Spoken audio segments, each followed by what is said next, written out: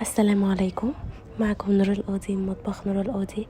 النهارده هعمل معاكم اكله من اكتر الاكلات اللي انا بحبها وقت كده ما يكون عندي مزاج. هي الكلاوي.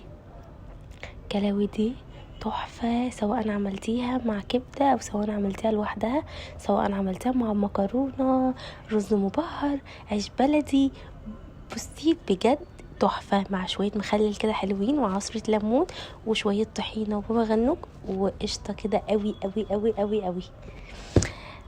هقول لكم النهارده طريقه ليها حلوه قوي مميزه هتعجبكم وسهله، مش تاخد معاكم اي وقت.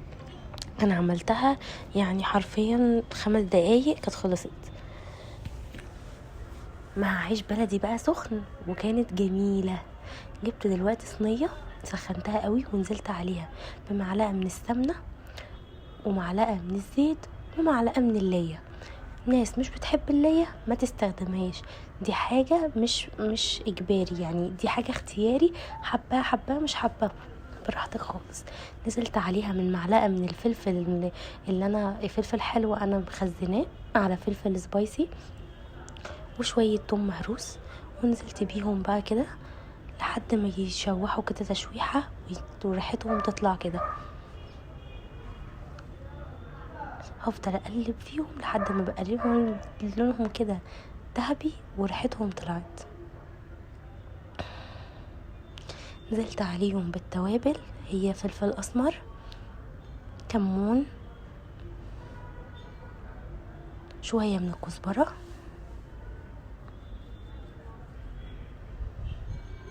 حطي شويه من الكزبره حلوين كده واديها تقليبه.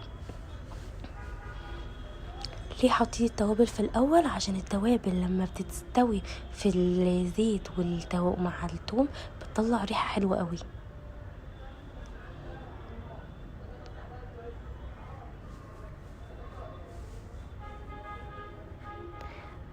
وطيت النار عليها، كانت الصينيه سخنه جدا.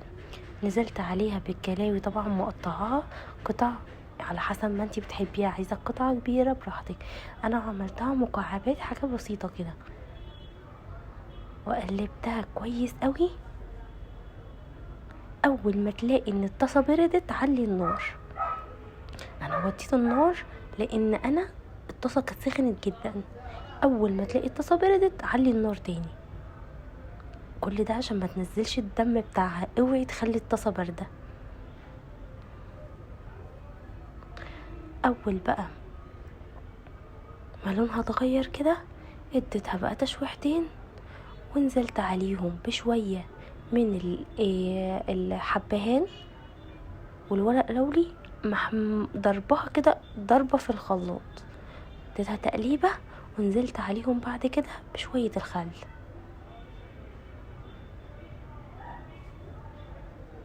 هعلي النار عشان السوائل دي كلها هي تشربها وتستوي.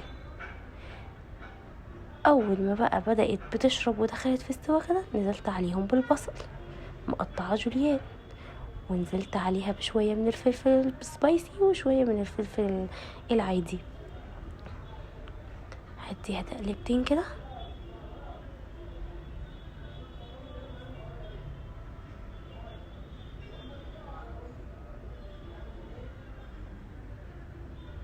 وبعد كده تبلتها بقى بالملح. حطيت بعد ما استوت خالص حطيت معلقه من الصلصه عشان لونها ميبقاش باهت قوي كده، وتقلبي بقى.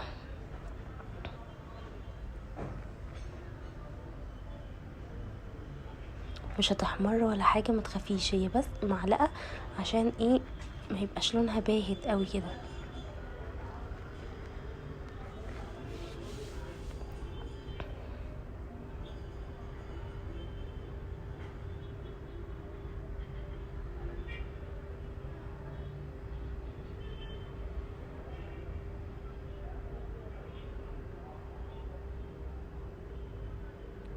في اللحظه دي بتحسي ان انتي واقفه على عربيه كبده، واقسم بالله ريحتها جامده بجد، ريحتها حلوه قوي.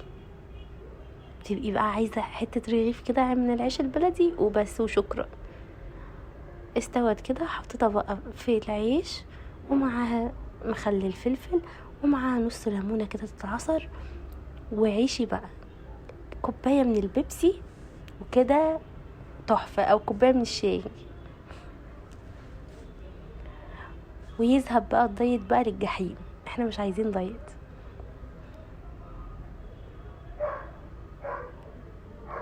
اهو اي حاجه تحبنا، احنا بنحب الاكل والاكل بيحبنا، اي حاجه تفرح بقى في الزمن ده. ما تنسوش الاشتراك وتفعيل الجرس ولايك وكومنتات على الفيديوهات عشان قناتي تكبر واكبر معاكم واقدم لكم كل اكلاتي وكل جديد. سلام يا حلوين، سلام.